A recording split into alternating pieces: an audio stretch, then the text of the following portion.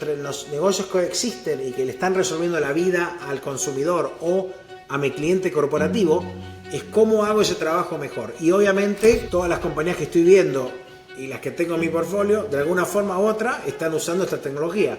Están haciendo coding más rápido con AI, están agregando features de automatización. Como tú dices, si agregas AI, ahora podemos tener un AI dentro de la clase con 1000 personas simultáneas que te está dando coaching uno a uno mientras el profesor está en vivo, y eso nunca lo hubieses hecho antes, o te genera una lección interactiva después de la clase porque te escuchó y en el instante tienes una lección customizada para tus errores de la clase. Desde el día 1, desde el 2010, que nosotros dijimos vamos a hacer tanto Norteamérica, que es el mercado más grande en tecnología, como también Latinoamérica.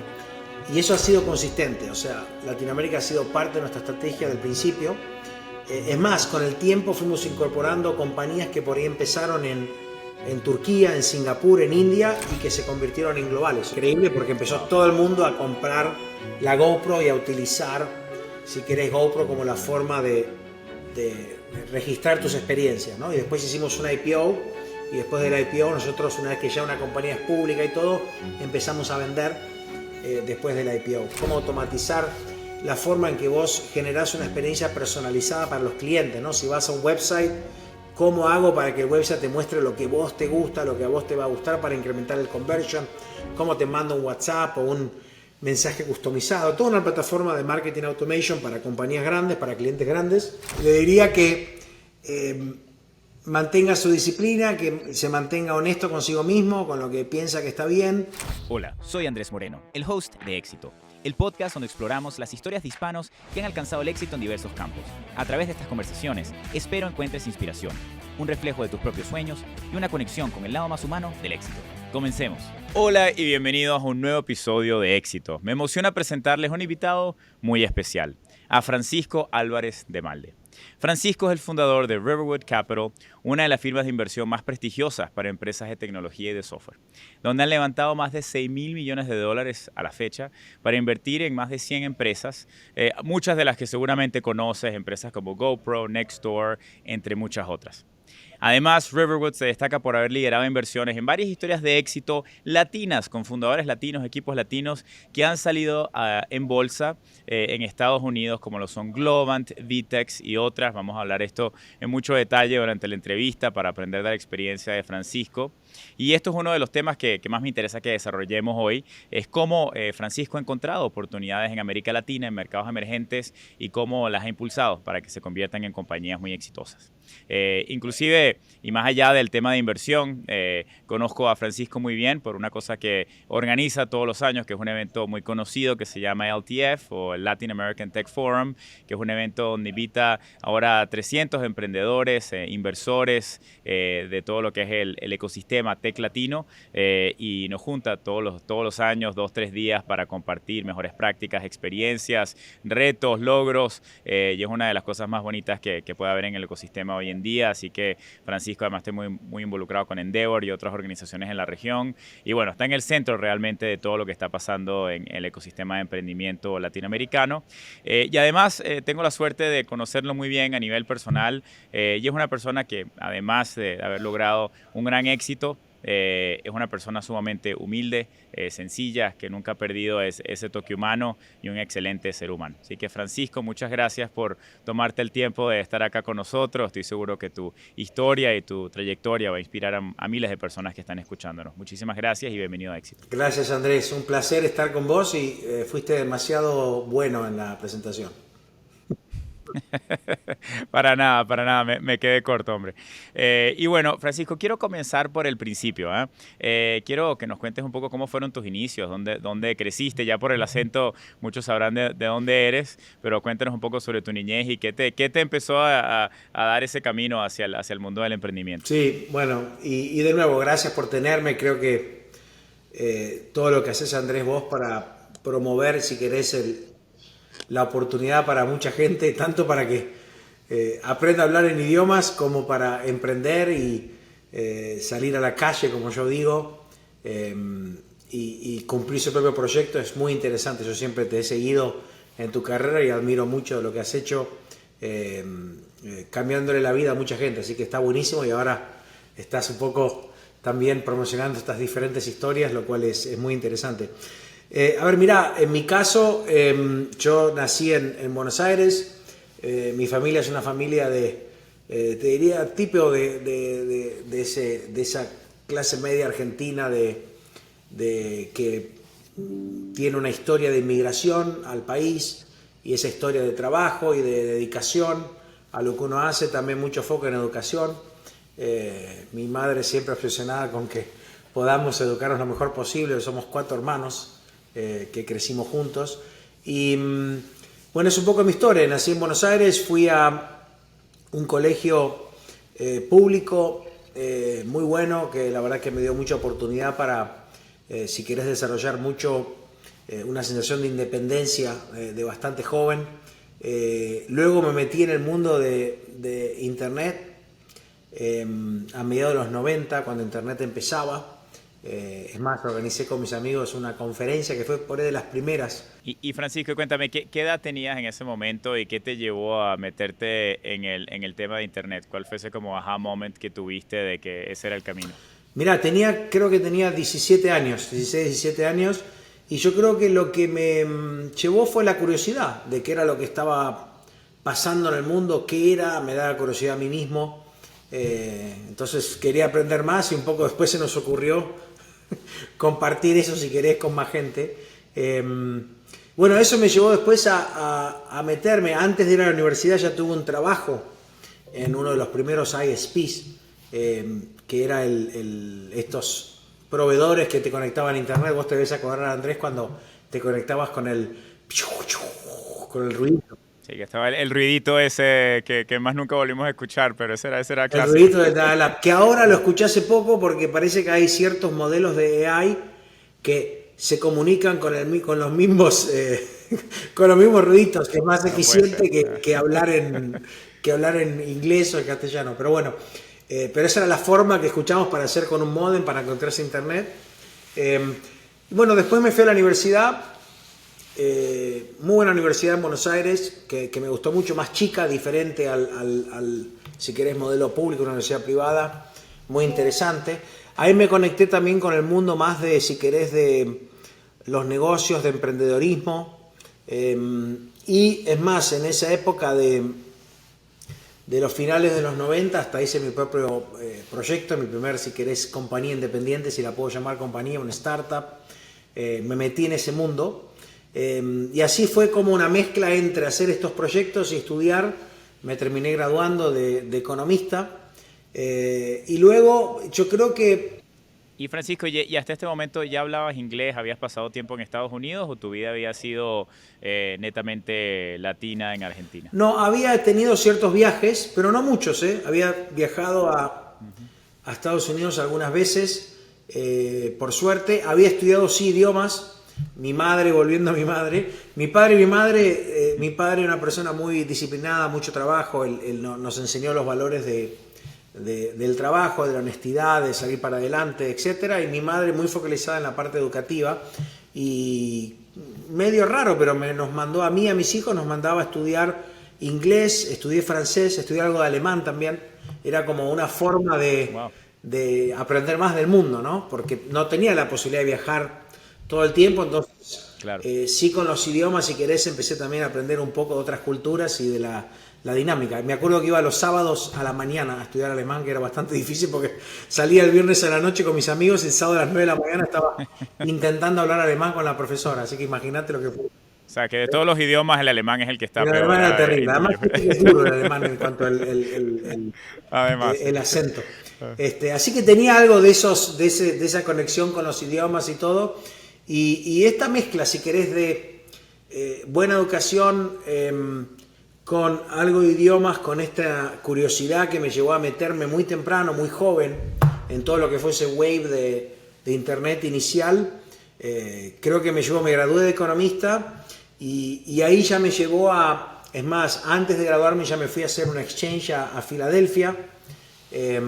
Había conocido alguna gente que trabajaba también en esto de startups y me acuerdo que conocí a uno que había ido a UPenn, a Wharton, y que me pareció súper inteligente. Dije, mira todo lo que sabe esta persona. Entonces me fui ahí a la universidad en la que estaba y digo, quiero ir a ver qué es UPenn. O sea, y terminé haciendo un exchange en UPenn y en Wharton, en Filadelfia. Eso me conectó más cerca del mundo, si querés, de negocios de Estados Unidos. Y bueno, todo esto me llevó a que terminé mudándome a Estados Unidos y terminé trabajando en New York en Investment Banking. O sea, eso fue un poco lo que me pasó en esos años, ¿no? Que eran los años donde yo estaba saliendo de la universidad y entrando en el mundo laboral. En Open English hemos acompañado a más de 3 millones de estudiantes y a más de 10.000 empresas en todo el mundo. Hoy más de 4.000 clientes Enterprise confían en nosotros para impulsar la productividad de sus equipos. La razón es que entendimos algo clave. Los equipos con dominio del inglés no solo se comunican mejor, sino que avanzan más rápido, toman decisiones con confianza y se adaptan al cambio tecnológico con agilidad. Nuestro programa empresarial combina profesores nativos, clases en vivo 24/7, contenido práctico y ahora también inteligencia artificial, que entrega feedback personalizado en tiempo real. Si tu prioridad es que tu empresa avance al ritmo de la innovación, Open English Business es tu socio estratégico. Haz clic en el comentario o escanea el código QR para que juntos podamos diseñar ese plan de entrenamiento que tus equipos necesitan para crecer sin límites. Qué bueno. Entonces, y la primera contratación que te hicieron saliendo de la universidad después de Wharton fue, si entiendo bien, en Goldman Sachs. Sí. Ese fue tu primer escalón, ¿no? Cuéntanos un poco cómo fue ese mundo de meterte en Goldman, una firma, bueno, tan prestigiosa y tan interesante. Mira, la verdad que fue muy lindo porque por un lado vivir en New York con 20 años, o sea, tenés el mundo en tus pies, o sea que fue muy interesante como experiencia. Además, yo ahora vivo en Florida y me mudé, estuve muchos años en New York, más de 20 años en New York, estuve también en California un tiempo, pero me vine acá a Florida y le dije a mis hijos cuando nos mudamos, ellos nacieron en New York, les dije, qué bueno que nos mudamos acá porque entonces ahora van a tener la opción de mudarse a New York con 20 años y conocer ese mundo, ¿no? Porque si ya vivís ahí, es como que claro, ya lo conocés, ¿no? Pero cuando vos entrás a esa ciudad, que es una ciudad es como Londres, no son esas ciudades que están en el mundo en tus pies, si querés, desde el punto de vista personal fue muy interesante. Desde el punto de vista laboral, también Goldman es una empresa que la verdad que en esa época me dio mucho de aprendizaje.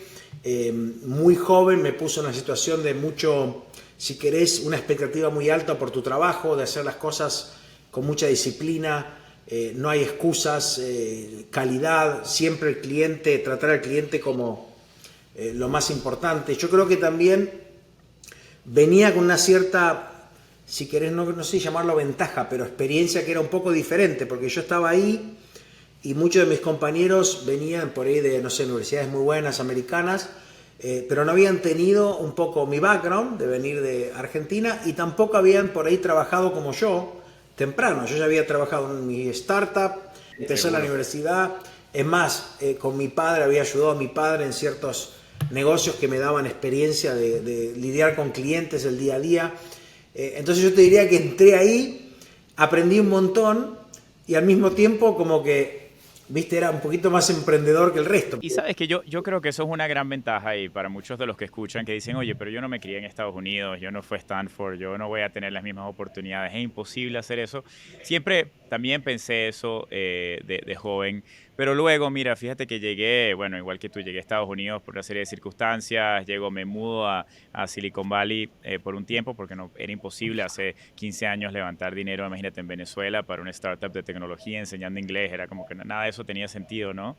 Pero llego allá y ser latino, haber crecido en Latinoamérica y estar cerca de la necesidad del cliente, ¿no? Entender que, por ejemplo, la necesidad no era aprender algunas palabras claves como el americano que quiere aprender italiano, la necesidad era la fluidez y tener un profesor norteamericano 24/7 nativo era algo que era realmente importante, ¿no? Y siempre nos fuimos por la construcción del producto allí.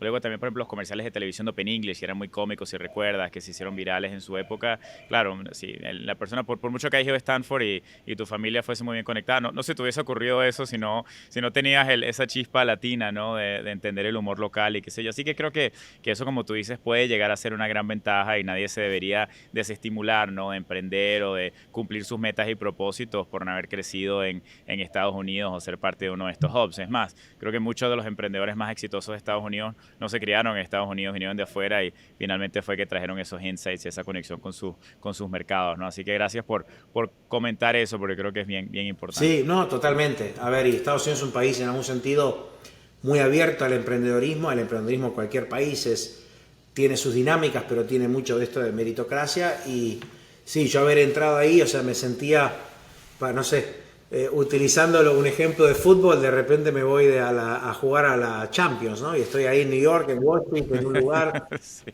trabajando en esto. Y bueno, eso me puso presión, pero creo que me acostumbré bien y le puse muchas ganas, mucho esfuerzo y me sentí cómodo, me sentí también apoyado por mucha gente. O sea que esa fue la primera etapa, si querés, profesional llamada formal, ¿no? Al principio de los 2000.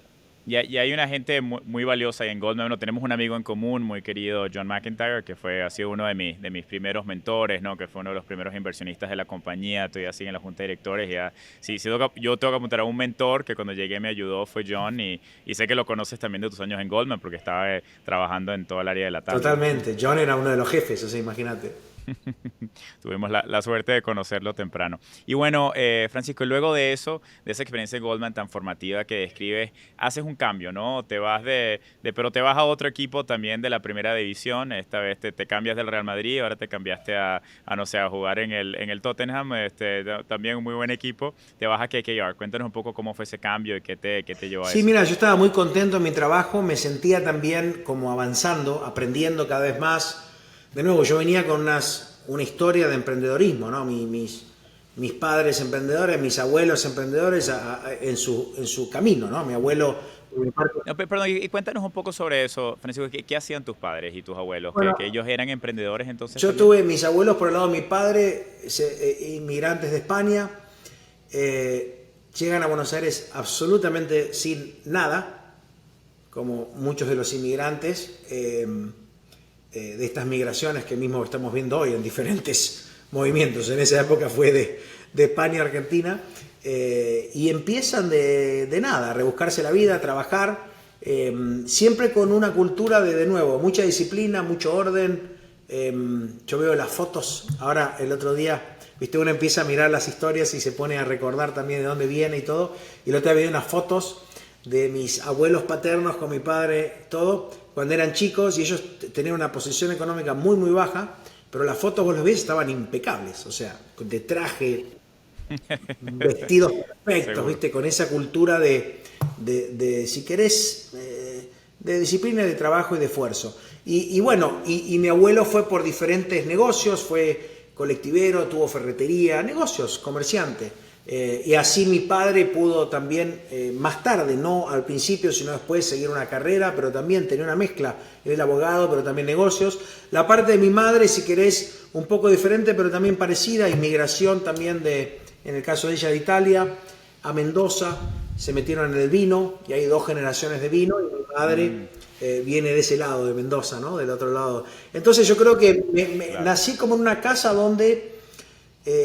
tuve un muy buen pasar, una infancia muy, si querés, muy cómoda y muy feliz, pero no es que nos sobraban tanto las cosas, era una clase media de trabajo, pero sí con esas ganas de avanzar, de crecer, de aprender, y creo que eso después a uno le sirve cuando estás, no sé, en Goldman Sachs, en New York, trabajando, donde vos decís, bueno, quiero hacer más, quiero progresar, es como que no te quedás estancado, ¿no? Y eso un poco me llevó, a medida que fui aprendiendo más del negocio de banca de inversión, viendo más cosas, volvía con lo que era la tecnología, que siempre estaba presente, dada mi historia en internet. Ahí ya tecnología, si querés, entre el 2000 y el 2004 había como desaparecido después del Nasdaq Crash, era como que, viste, era intocable, pero empieza a volver a ser relevante y justo me pongo a explorar, escucho que está muy bueno el tema de las inversiones, empiezo a aprender un poco más y ahí empiezo a entrevistar y a explorar opciones. Es decir, bueno, por ahí lo que tiene sentido es que me meta en la parte de no como solamente banquero, de advisor, sino meterme en la parte de decidir, de ver qué podemos construir y en vez de ser advisor, a ver, trato de ir del lado del principal, ¿no? Del que decide, de la gente. Y eso me llevó a explorar, meterme en la parte de inversiones. Lo pensé hacerlo dentro de Goldman, que me habían ofrecido seguir como mi carrera para ese lado, pero a medida que empecé a explorar un poco también fuera, encontré esta oportunidad en KKR, que era como no sé, como vos decís, como el Real Madrid. O sea, imagínate, era en ese momento la marca, una de las marcas, una de las empresas más... La industria era mucho más chica que ahora, pero era muy, muy exclusiva. Y bueno, tuve mucha suerte, la verdad. Es como que, viste, cuando a veces estás en el lugar correcto, en el momento correcto, porque no contrataba a mucha gente, y de suerte me entrevistan, de suerte me contratan, o me ofrecen trabajar, y me ofrecen irme a Menlo Park, a Silicon Valley. Y bueno, yo estaba en New York, de repente me ofrecen eso, y no lo de un segundo. Y la posición, Francisco, era invertir en empresas de tecnología específicamente, y cuéntanos un poco qué etapa y para entender un poco qué formación te dieron. Mira, al principio me contrataron para, en ese momento, Private Equity no tenía tanta organización por industria. Era como, bueno, nosotros hacemos Private Equity, hacían todas las industrias. Todavía me contratan para ir a California a trabajar en lo que haya. O sea, era un equipo chico. En California éramos, en esa época, supongo que 10 personas, más o menos, a trabajar con los dos cofundadores. Entonces yo me sumo al equipo y ahí me pasa otra cosa también, creo que una mezcla de suerte, estar en el lugar correcto, en el momento correcto, que yo justo me sumo y al poco tiempo se convierte todavía más claro que tecnología vuelve a ser como un sector relevante, como que bueno, acá se puede invertir en tecnología, es más, es donde está el futuro. Entonces yo empiezo a trabajar en inversiones en compañías grandes de tecnología, buyouts de compañías grandes de hardware, de software, y fue como el first wave en esa época, hace 20 años estoy hablando, donde como que se consolidó lo que es la industria de private equity para tecnología. Empezamos nosotros desde que hay que hacerlo, empezó Blackstone, otras empresas, surgieron nuevos private equity solo en tecnología, pero más en la parte de private equity, o sea, comprar compañías grandes, hacerlas más eficientes, mucho de buyouts, de ponerle deuda, etc. Y así fue como que haciendo eso, después de unos años con Jeff, ahí lo conocí a Jeff, que es mi socio y cofundador y mi mejor amigo, y bueno, ahí fue cuando empezamos a pensar de hacer nuestra propia empresa, ¿no? Claro. Y eso fue, entiendo, en el 2008 que deciden lanzarse al agua y ahí ya crean oficialmente Riverwood. Que además era un momento interesante, ¿no? En el 2008 como momento histórico para lanzarse al agua a crear una compañía. Pero cuéntanos, tenían una mezcla de emoción, miedo, ¿cuál era el plan de negocios? Cuéntanos un poco sobre las emociones que gobernaban lo que estaba pasando en ese momento, sí, y qué los llevó a tomar esa decisión de dejar una posición para ti en KKR muy cómoda y de lanzarte a hacer esto. Mira, te lo cuento si querés en 3x3 perspectivas, o sea, nosotros cuando empezamos a hacer estos deals, los deals en esa época, estas inversiones que hacíamos, cada vez eran más grandes, con más deuda, etc. Y vimos que había una dinámica que empezaba a pasar. De nuevo, no era algo que nosotros, es como que vimos algo que nadie vio, pero para todos los que estábamos en la industria, era bastante claro que tecnología iba a consolidarse y seguir teniendo un impacto en toda la economía. O sea, ya era claro que Internet era muy sólido, era claro que cada vez iba a haber más software, mobile empezaba a ser más relevante, o sea, empezaban a haber estas tendencias que nosotros decíamos, bueno, esto va a cambiar casi todos los sectores.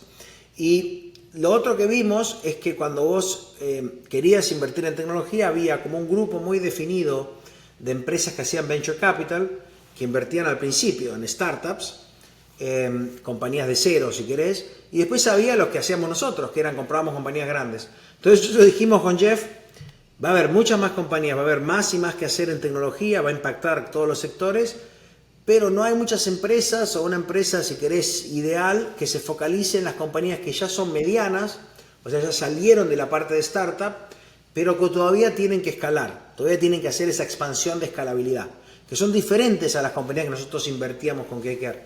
Y así fue como surgió la idea. Hagamos una firma que se focalice en la parte de escalabilidad, de growth, en vez de focalizarnos en de cero y tampoco en la que ya está muy como grande y que tu trabajo es más eficientizar lo que ya funciona, ¿no? Es como que busquemos tratar de ser los partners de escalabilidad para compañías. Así surgió la idea. Yo te diría que empezamos a pensarlo antes que la crisis financiera. Yo creo que si nos hubiese tocado la crisis financiera un año antes, no sé si nos hubieses animado, porque, viste, la verdad que la crisis esa fue muy fuerte en su época, o sea que empezamos a hablarlo antes, y ya lo teníamos como armado, y nos lanzamos en el 2008, y yo te diría que la cosa ya empezaba a verse de que iba a haber una crisis, pero la crisis financiera per se nos encontró, si querés, de sorpresa. O sea, no nos esperábamos empezar un negocio y que a los meses nos toque esas crisis financieras. Es más, nos pasó que al principio, cuando empezamos a armar todo y armar nuestra empresa, hicimos una serie de reuniones de fundraising y las primeras reuniones nos fue increíble, mejor de lo esperado. O sea, es como que todo el mundo decía, está buenísimo, porque claro, va a haber más tecnología. Y yo tengo venture, tengo buyouts que tienen mucha deuda y esto es, puedo invertir con menos riesgo y invierto en crecimiento y no tengo el riesgo ni de deuda ni de venture. Entonces a muchos inversores les pareció muy interesante, dijeron, esto está buenísimo. Entonces fue muy bien. Las primeras reuniones pensamos, es más, me acuerdo hicimos una cena festejando antes de mano, diciendo, esto va a ser increíble, como que demasiado fácil.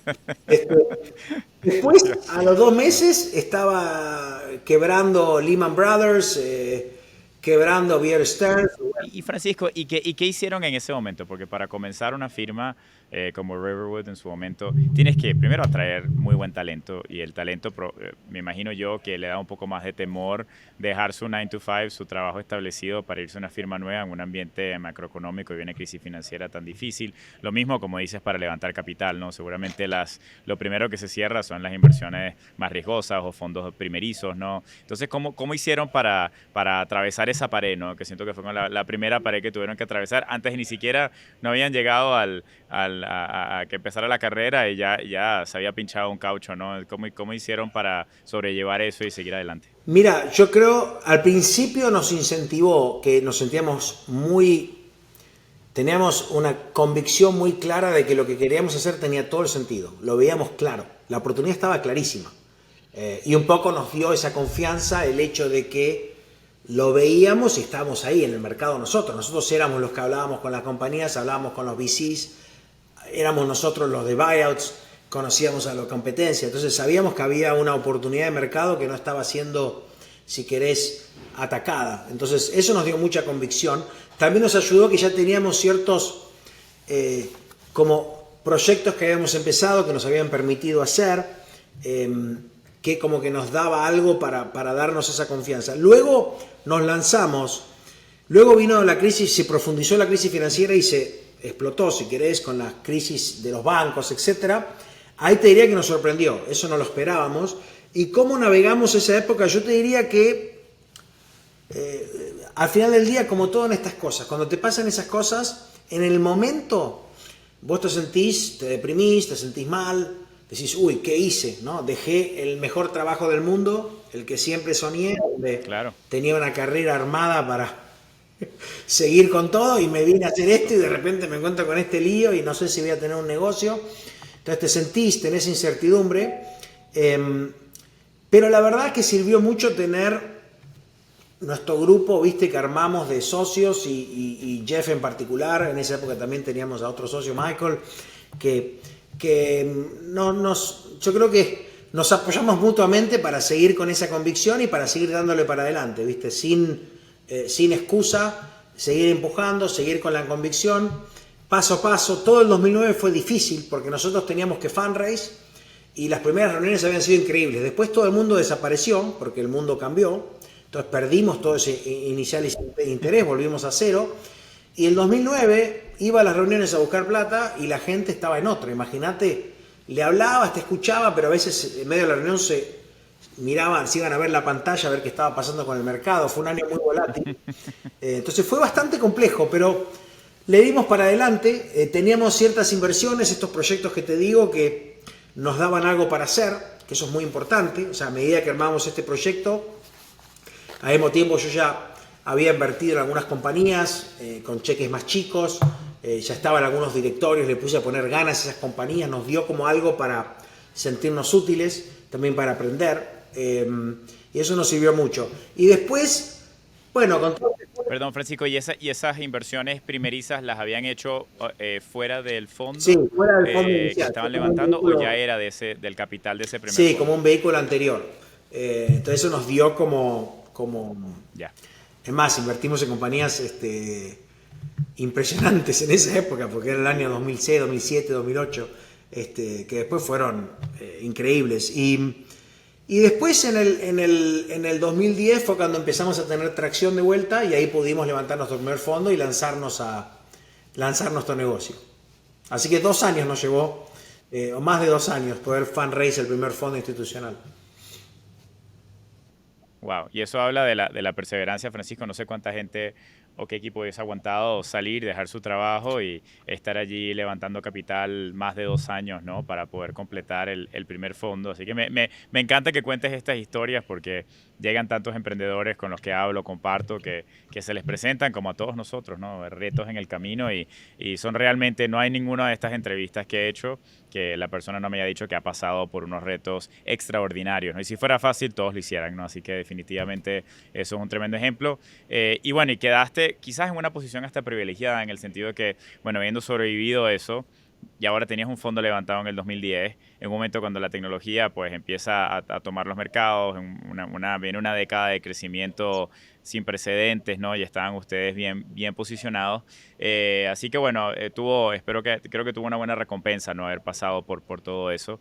Y cuéntame entonces cómo fueron esas primeras inversiones. Ahora ya tenían un fondo, no sé de cuánto era ese fondo, si puedes compartir, pero ¿en qué empezaron a invertir y cuál era ese criterio? ¿Cuál era la compañía ideal que se presentaba a tocar a la puerta en Riverwood en esa época? Sí, mira, nuestro primer fondo institucional fue de 800 millones.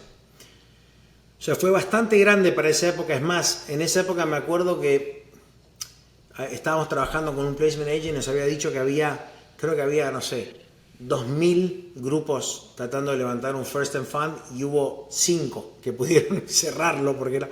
O sea que Wow. también fue otro momento que a pesar de que hubo mucho esfuerzo también tuvimos suerte. O sea, fue una mezcla de la vida siempre necesitas, ¿no? Una mezcla de estar en el lugar correcto, hacer tu esfuerzo, pero que se te alineen un poco a las estrellas. Nuestros LPs la verdad que fueron espectaculares, que nos apoyen en esa época, porque era una época donde había muy poco capital disponible, ¿no? Los LPs que invierten en la industria nuestra, LPs son inversores, limited partners. Cuando venís de estos momentos donde viene una crisis y los post-crisis, no es que tienen un montón de plata, al revés, no tuvieron muchos distributions para hacer nuevas inversiones. Entonces tuvimos mucha suerte y la verdad que estamos muy agradecidos con ese primer grupo de instituciones que nos apoyaron. Y salimos en el 2010 y yo te diría que la estrategia con la que salimos, Andrés, es muy parecida a la actual. O sea, cada año la fuimos mejorando, aprendimos un montón, pero nuestra estrategia ha sido aburridamente consistente. Nuestra estrategia es, al principio hacíamos 3, 4 por año, hoy hacemos más, ponele 10 por año, que son compañías en donde vemos que hay una clara oportunidad de crecimiento por adopción de tecnología, donde la compañía está ofreciendo un servicio, sea B2C o B2B, más B2B que B2C, donde hay una oportunidad clara de resolver un problema, de agregar valor y donde esa tendencia tiene una adopción secular, ¿no? Sea, por ejemplo, cybersecurity, ¿no? Que es algo que todo el mundo necesita. Eso te permite, si vos invertís en ese tipo de compañías, que tu crecimiento es como que el viento está a tu favor. Siempre estás creciendo, porque la gente necesita más cybersecurity, entonces estás dando un servicio que la gente necesita. Y también te permite crecer, que es muy importante, yo creo, en Latinoamérica, crecer irrespectivamente de las crisis macroeconómicas. O sea, vos podés tener una recesión, sea en Estados Unidos, sea en Brasil, pero si vos estás ofreciendo un servicio que se está adoptando cada vez más en tecnología, no sé, penetración de e-commerce, penetración de servicios financieros digitales, AI hoy en día, ¿no? AI en diferentes verticales, puede haber una recesión, igualmente la demanda sigue creciendo, no estás tan expuesto a los ciclos macroeconómicos. Y después, compañías que no solo tengan ese beneficio de crecimiento, sino que además estén en un estadio donde ya están probadas, ya tienen sus clientes, tienen sus ventas, y nuestro trabajo no es tanto ayudar a los founders o al management team a encontrar el negocio, sino que es más, mira, el negocio ya funciona, yo lo que voy a hacer es darte capital y te voy a ayudar a escalarlo. Y escalarlo significa expandir geográficamente, expandir en tipos de clientes, expandir en tipos de servicio, mejorar tu estrategia de precio, contratar más vendedores para expandir las ventas. Es todo lo que tiene que ver con la escalabilidad, que es escalar algo que ya funciona. Y eso es lo que hicimos del principio. Obviamente con el tiempo fuimos aprendiendo, Siempre digo, cada compañía nuestra es como un nuevo libro, es un capítulo que se abre, que uno vive, ¿no? Y aprende un montón. Entonces vas aprendiendo y lo que vas aprendiendo después lo vas usando en otras inversiones que tenés después, en otras compañías, para cómo hacer para poder escalar en forma eficiente, porque el capital en dinero no es ilimitado. Hay momentos que es más ilimitado que en otros, pero generalmente es difícil el capital, y también el talento no es ilimitado, el acceso al buen talento. Entonces vos tenés que esos recursos del talento y del capital tratar de enfocarlos en lo que tiene más sentido, en qué es lo que te va a tener más impacto, qué es lo que va a generar más valor de largo plazo, y ese es mucho nuestro trabajo, es cómo nosotros alocamos ese capital, la estrategia y capital humano y de dinero a la escalabilidad de una compañía, ¿no? Yo diría que ese es un poco el rol nuestro como inversores. No, gracias. Queda súper claro, Francisco, gracias.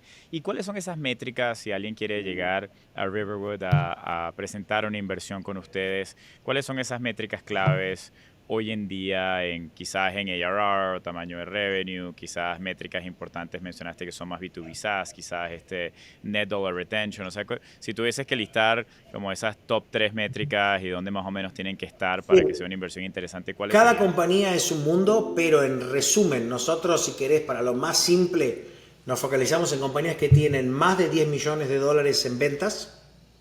Es más, nuestro llamamos ICP está entre 10 y 100.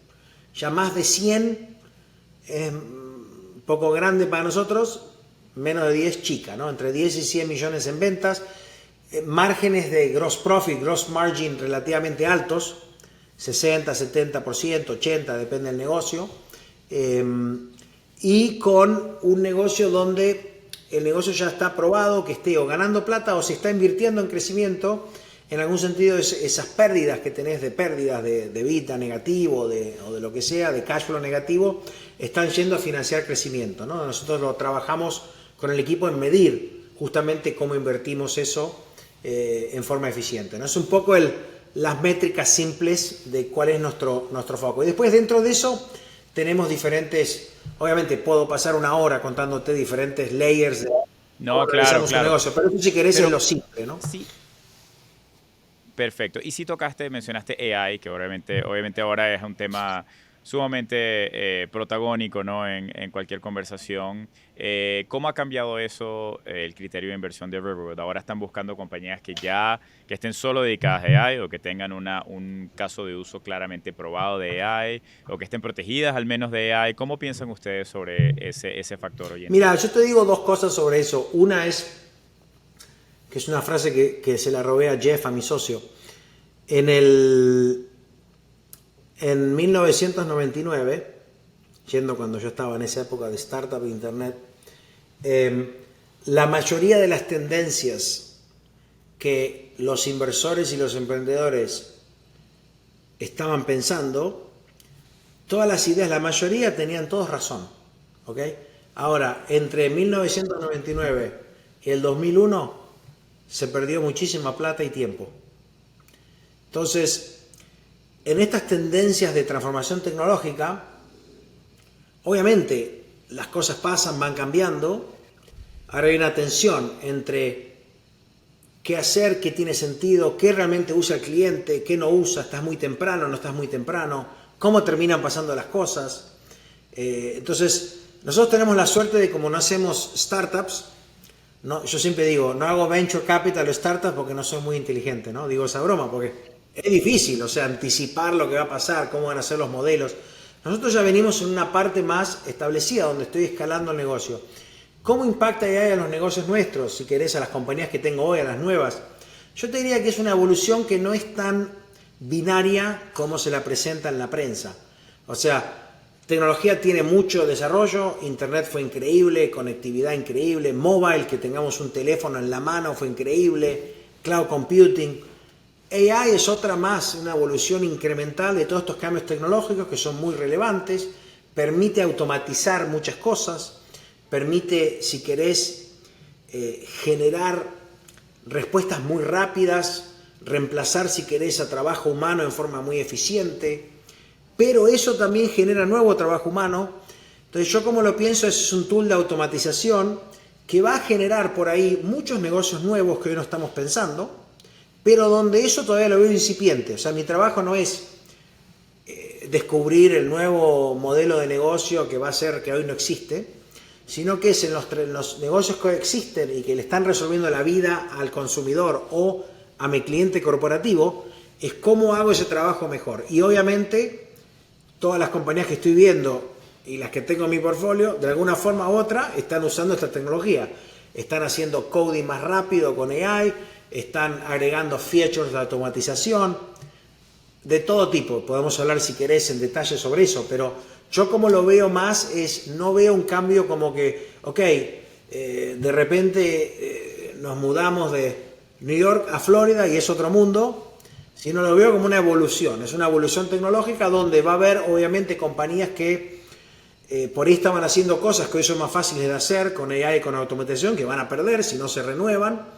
Va a haber compañías que están muy establecidas en un vertical que van a seguir siendo los líderes en ese vertical, solamente agregando automatización a lo que ya están ofreciendo. Y va a haber seguramente algunos negocios nuevos que hoy no estamos pensando, como pasó con mobile, que de repente no existía on-demand taxis, y bueno, a alguien se le ocurrió, ahora puedo hacer un on-demand app para pedir un auto, y bueno, eso fue un negocio nuevo.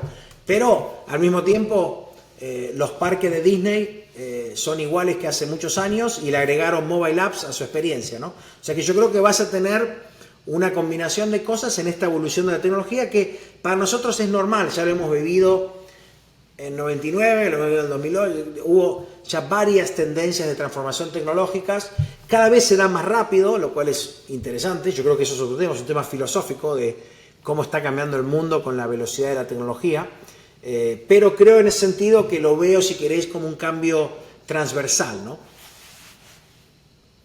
Sí, no, Francisco, y estoy de acuerdo contigo, y cuando primero AI llegó a la escena, por ejemplo, para Open English, fue un tema de que sentimos que era de vida o muerte, ¿no? Porque como estaba siendo presentado al mundo inicialmente, esto iba a ser totalmente disruptivo para cualquier servicio humano.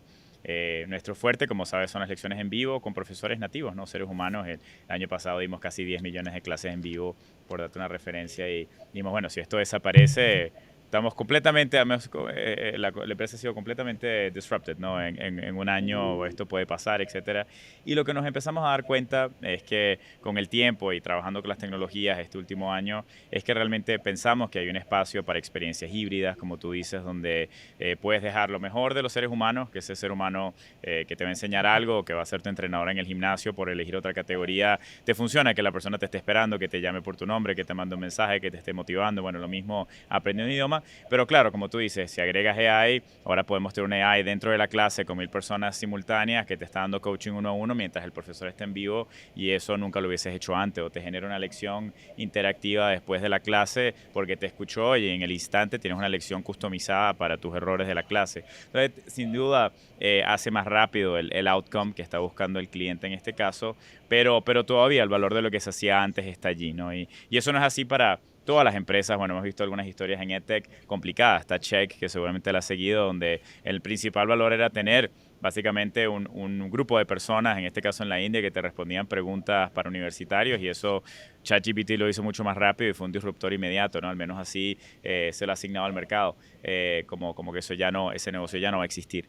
Pero bueno, sí es interesante, ¿no? Ver cómo cada negocio tiene que medir cuál es ese impacto, si va a ser completamente disruptivo, si agrega una oportunidad, si se puede construir sobre eso, o hay que sencillamente comenzar desde cero, porque no se tiene que replantear, ¿no? Así que bueno, es muy, muy interesante desde tu silla, ¿no? Que puedes ver esto a través no de una compañía, sino a través de docenas de compañías, cómo se están planteando este problema, y me encanta que hayas resumido todo en esa filosofía que tiene, porque creo que estoy muy de acuerdo contigo. Sí, sí, es interesante, nos pone a todos nosotros, a nuestros management teams y equipos en cada una de las compañías, ya hace tiempo, ¿no? Obviamente AI viene, Machine Learning, AI, son años y años de desarrollo, pero obviamente en los últimos 2 años la velocidad con que se fueron lanzando nuevos servicios, en particular empezando por la parte de Consumer Adoption, eso generó una aceleración de adopción, lo cual lo hace todavía más interesante. Yo creo que nos pone a todos más presión de estar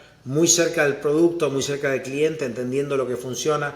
Y yo te diría que la fórmula que uso, que no es muy complicada, pero es un poco eso, es entender, por un lado hay que tratar de aprender y aprovechar cada una de estas nuevas tecnologías que están enfrente nuestro. Lo bueno es que el conocimiento y el talento cada vez se ha globalizado más, está accesible, cosa que no pasaba hace 20 años, que podemos hablar de eso si querés. Pero también hay que aprovechar eso, pero también nunca hay que perderse que al final del día lo importante para tener un buen negocio en los que yo invierto es dar un buen servicio. O sea que al final del día yo digo, viste, cuando alguien me dice tengo un AI company, yo digo, mira, yo en AI no invierto, no sé qué significa. Yo invierto en una compañía que te enseña a hablar inglés, o una compañía que, o sea, ¿qué estamos haciendo? Que te protege de que no tengas ataques de ciberseguridad, que te dé un software para que vos puedas mejorar tus ventas. O sea, al final del día tenés que siempre estar cerca del cliente y las inversiones que uno hace en tecnología, en desarrollo, son al final del día para mejorar la vida del cliente, ¿no? Muchos conocen a mis empresas por las publicidades que hacemos, pero lo que pocos saben es que uno de los verdaderos motores de crecimiento siempre ha sido tener un sistema sólido de adquisición B2B, empresa a empresa. Hoy en Éxito estamos llevando eso al siguiente nivel, construyendo el futuro de la adquisición B2B con inteligencia artificial. Nuestro equipo y nuestras herramientas buscan por ti las alianzas y contratos B2B. Si quieres aliarte con nosotros para crecer tu empresa, escríbele al equipo de Éxito y veamos si calificas. Nos vemos. Valiosísimo y muy alineado, Francisco. Y mira, y metiéndonos en otros temas relacionados, otro cambio creo que ha habido en los últimos, digamos, 2 o 3 años, sin duda es que hay un péndulo, ¿no?, que va entre crecer rápido y tener empresas rentables, ¿no? Y eso va cambiando en el tiempo y hemos visto distintas fases de esa discusión. Estamos ahora en una etapa donde sin duda hay quizás los mercados están premiando más la rentabilidad que el crecimiento más rápido. ¿Cómo piensan ustedes sobre esto y qué consejo le darías a un emprendedor que está intentando como llegar a ese sweet spot, ¿no? Ese punto medio entre invierto todo lo que tengo en crecer y te llego a presentar a Francisco una compañía creciendo 70% al año, o prefieres ver una compañía, mira, que crece 30% al año, que resuelve un buen problema, pero que mira, estoy casi rentable, ¿no?, y no estoy quemando dinero? ¿Cómo piensas tú sobre eso? Mira, como lo pensamos en lo que yo hago con mi empresa y en nuestra función, nosotros somos más, como dije antes, invertimos en escalabilidad de negocios que ya funcionan, que ya son probados. Entonces yo no puedo, o no es mi estrategia, invertir en un negocio que todavía está desarrollando su tecnología o su servicio como para después conseguir esa sustentabilidad. Entonces yo solo estoy en la parte de sustentabilidad o escalabilidad de negocio probado, en donde obviamente ahí decidís cuánto invertir o cuánto no, depende el retorno que tiene esa inversión, ¿no?, de cuánto tiene sentido escalar y no escalar. Ahora, si querés te contesto la pregunta más general, sacándonos un poco a Riverwood de la escena, porque estoy más focalizado en una parte, si querés, de lo que es escalar compañías de tecnología. Como lo pienso lo siguiente, mira, yo creo que, y de nuevo hay muchas formas de pensar esto, pero por ahí te sirve este framework. Yo creo que hay negocios en donde vos estás creando algo nuevo, en donde necesitas invertir sin revenues o sin profitability por un tiempo hasta que logres cierto network effect o cierta escala que como que te cambie el juego. Como diciendo, mira, yo voy a invertir esto para lograr, no sé, si vos mirás una red social. O sea, una red social funciona solo una vez que tenés una cierta ubiquity, ¿no?, una cierta cantidad de usuarios, cierta cantidad de network effect. Y entre 0 y hasta que llegues a una cierta cantidad de usuarios, no le puedes pedir revenues y profitability. O sea, tenés que construir ese network effect. Y para eso necesitas capital de riesgo que esté dispuesto a tomar ese riesgo. Es decir, ¿sabes qué? Nos vamos a olvidar de venta, no sé qué. Lo único importante es que consigas usuarios. Y conseguir usuarios hasta tanto, y ahí cuando llegues ahí, vamos a tener una forma de monetizar. Entonces, eso es una forma de construir un negocio. Creo que hay negocios que tiene sentido construir de esa manera. Es importante saberlo, y es importante, si querés, poder financiar tu proyecto con el capital para poder hacer esas apuestas. Yo lo llamo, tenés que cruzar el lago, ¿no? Y bueno, para cruzar el lago tenés que comprarte un bote. Si no tenés el bote, va a ser difícil. O sea que tenés que pensarlo de esa manera.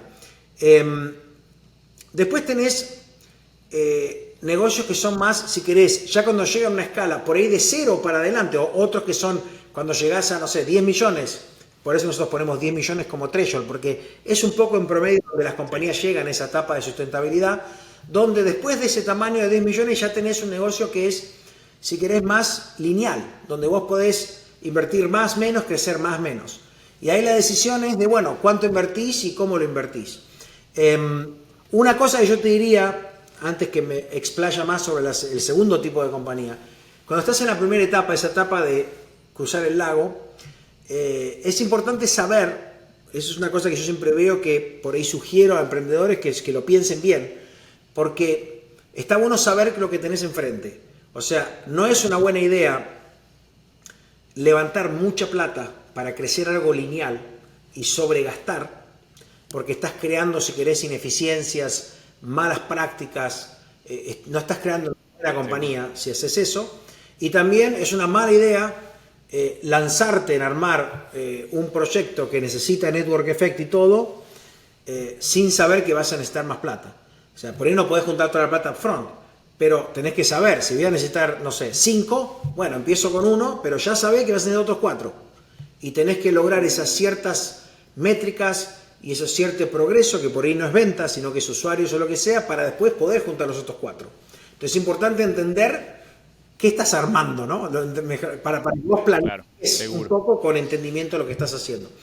En el segundo tipo de compañía, cuando vos estás en una situación sustentable, donde vos controlás tu propio destino, ahí tenés que hacer las decisiones de inversión.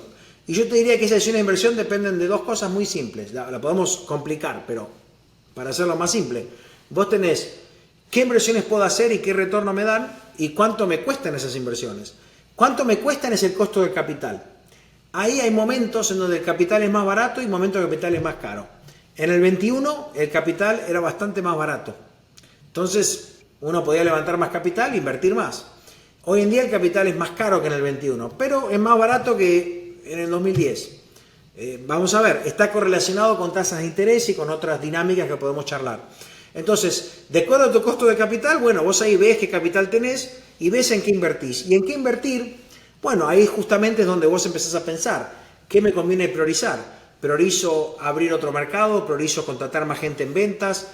Por ahí no necesito eso y priorizo más hacer un producto nuevo. Por ahí tengo un producto muy bueno, pero si hago este producto, pongo 10 ingenieros a trabajar y logro expandirlo, después tengo más para vender de upselling. Entonces ahí empezás a pensar cómo hacer esas inversiones. En nuestra experiencia, nosotros hacemos mucho de esto, es lo que hacemos todo el tiempo. Yo las separaría las inversiones en go-to-market y en R&D. Go-to-market siendo ventas, expansión, etc. R&D siendo producto.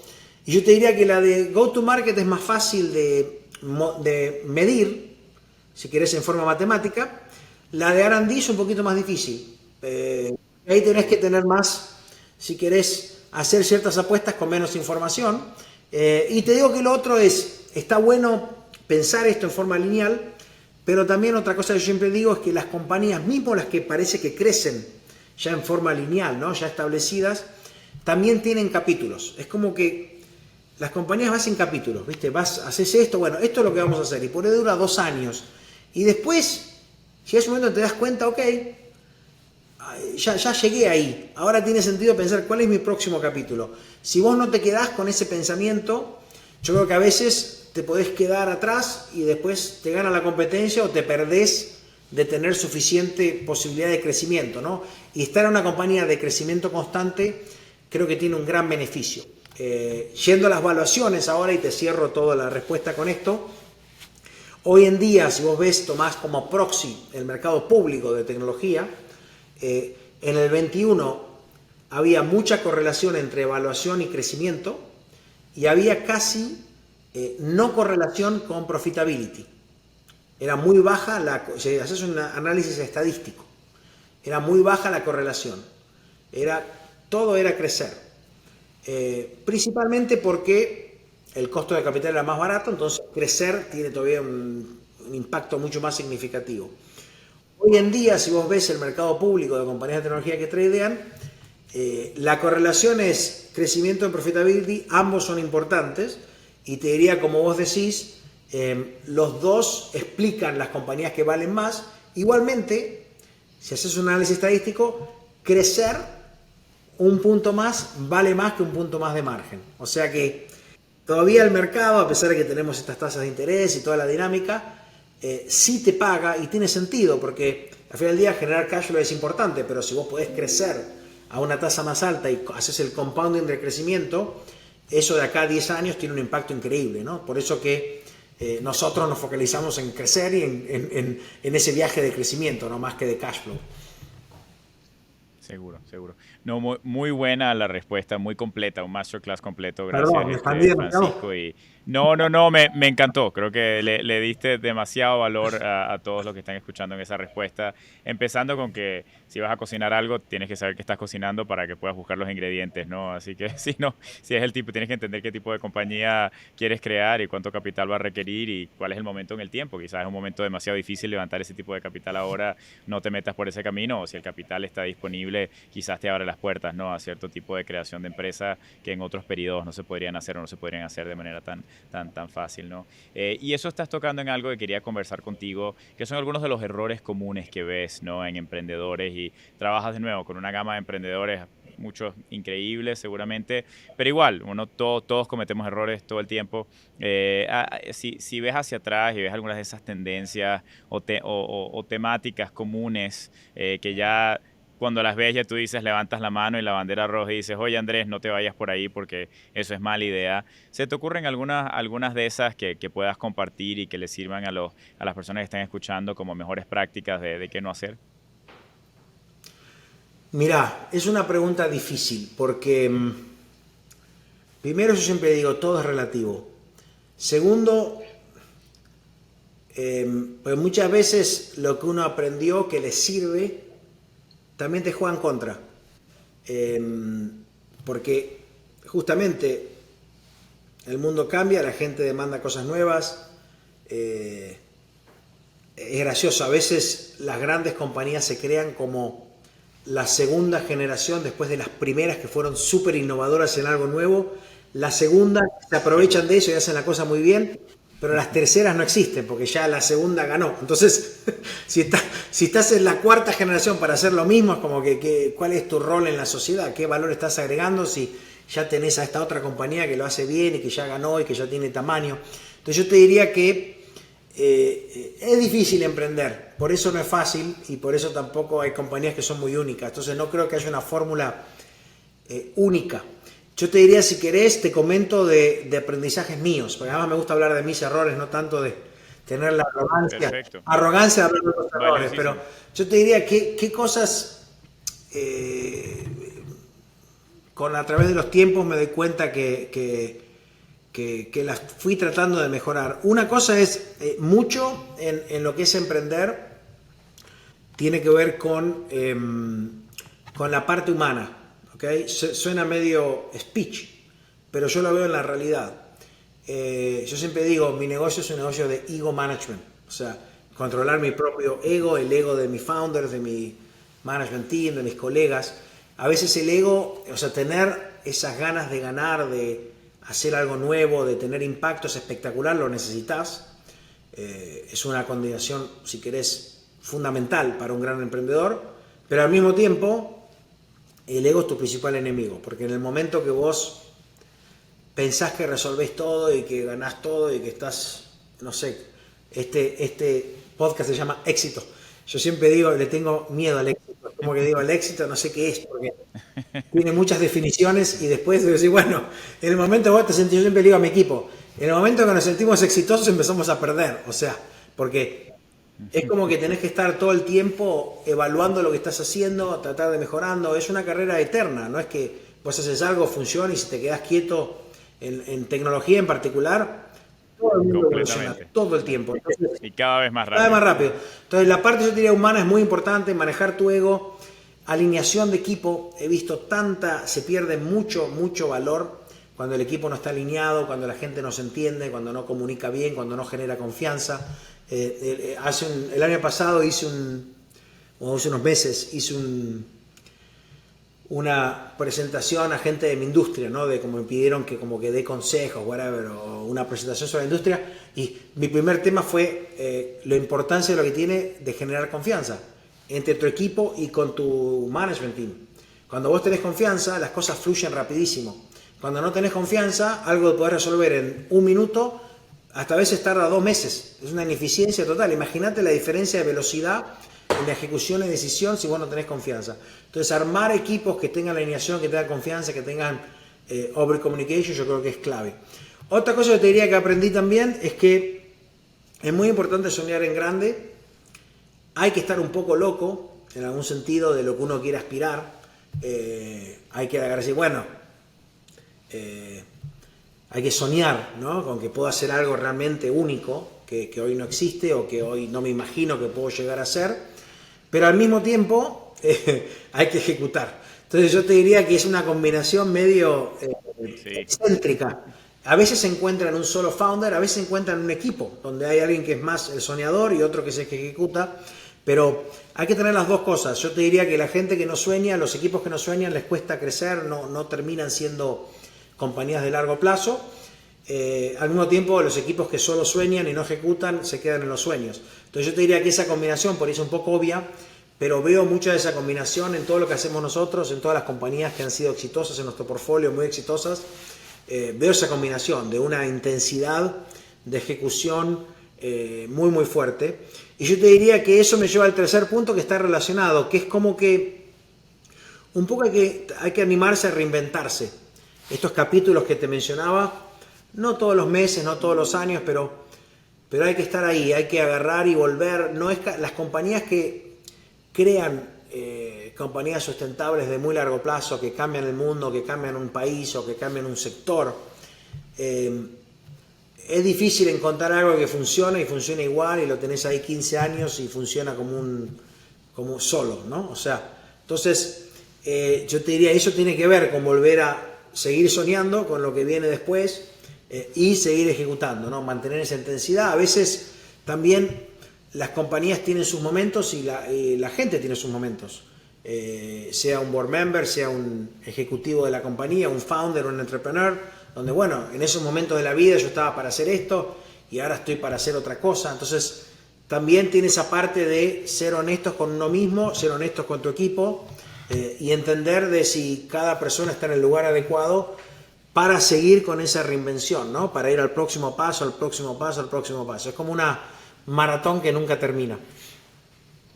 Seguro. No, y como tú dices, y cada vez más rápido, ¿no? Parece que las compañías antes podían hacer lo mismo por mucho más tiempo de lo que la pueden hacer ahora, ¿no? Tienes quizás un modelo de negocio que funciona, con buenos economics, con un producto que funciona, que a los clientes les resuelve la necesidad y puede que eso ya no sea así en 24 meses, ¿no? Así que el ritmo de reinvención es cada vez, da miedo, ¿no? A estas alturas porque tienes que estar reinventándote mucho más seguido y balanceando, como bien dices, ¿no? Esa necesidad de soñar, pero también de ejecutar, porque si estás haciendo mucho de uno o del otro, puedes caer en baja rentabilidad o crecimiento poco rentable o algo muy rentable pero que finalmente no crece y se estanca, ¿no? Así que es un constant balancing act, ¿no? que hay que hacer en las compañías y hay algunas de estas empresas en las que tú has estado involucrado, Francisco, que han hecho eso y lo han hecho por mucho tiempo y que han salido a bolsa en Estados Unidos y que tienen fundadores además, vamos a tener a Gibert aquí en el podcast también, que personas como Gibert que han logrado crear equipos de management y han logrado tener historias muy duraderas. ¿Nos podrías contar alguna de esas historias de, no sé si de Globant o de Vitex, pero lo que quieras y puedas compartir, pero cómo las conociste, cómo te involucraste desde los primeros días? Mencionaste en una de estas preguntas que te hice que inclusive algunas de estas inversiones creo que las hiciste antes del fondo de Riverwood, quizás no sé si te referías a alguna de estas que salieron finalmente a bolsa, pero cuéntanos esa trayectoria, solo para ejemplificar esto que decías antes de los vaivenes de las compañías y los altos y bajos. Mira, nosotros en Riverwood hacemos básicamente el 80% de mis inversiones son en Norteamérica y el 20% en Latinoamérica, más o menos. Y desde el día 1, desde el 2010, que nosotros dijimos vamos a hacer tanto Norteamérica, que es el mercado más grande en tecnología, como también Latinoamérica. Y eso ha sido consistente, o sea, Latinoamérica ha sido parte de nuestra estrategia del principio. Es más, con el tiempo fuimos incorporando compañías que por ahí empezaron en Turquía, en Singapur, en India y que se convirtieron en globales. O sea que hoy en día te diría que es más 60, 70 Norteamérica, después 20 LATAM y otro 15 llamarlo global, de cualquier parte del mundo.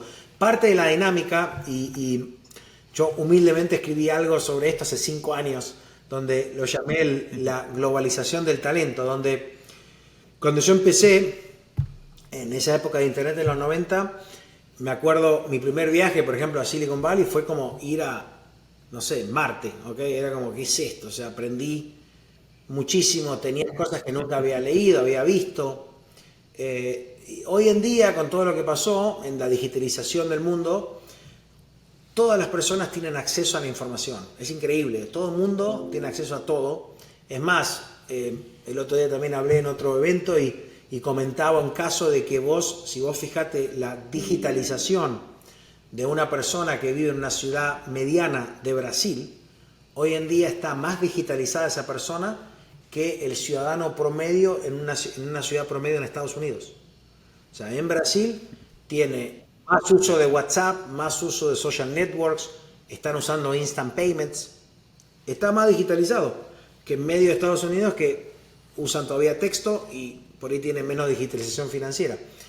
Obviamente hay diferencias GDP per cápita y riqueza, ¿no? Pero hablando de la digitalización. Entonces, esa globalización del talento, yo creo que creó una oportunidad para nosotros de no solo invertir en compañías en California o en New York o en Florida, sino también de mirar a compañías que por ahí empezaron en Río de Janeiro, en Buenos Aires o en Estambul, y que tenían el talento, las ganas, la fuerza de hacer algo global, que tenían el conocimiento y el acceso y que podían convertirse en players globales. Entonces, yo te diría que esa es una parte de lo que hago. Y perdón, Francisco, porque esto era una pregunta que quería hacerte y quiero conversar sobre esto.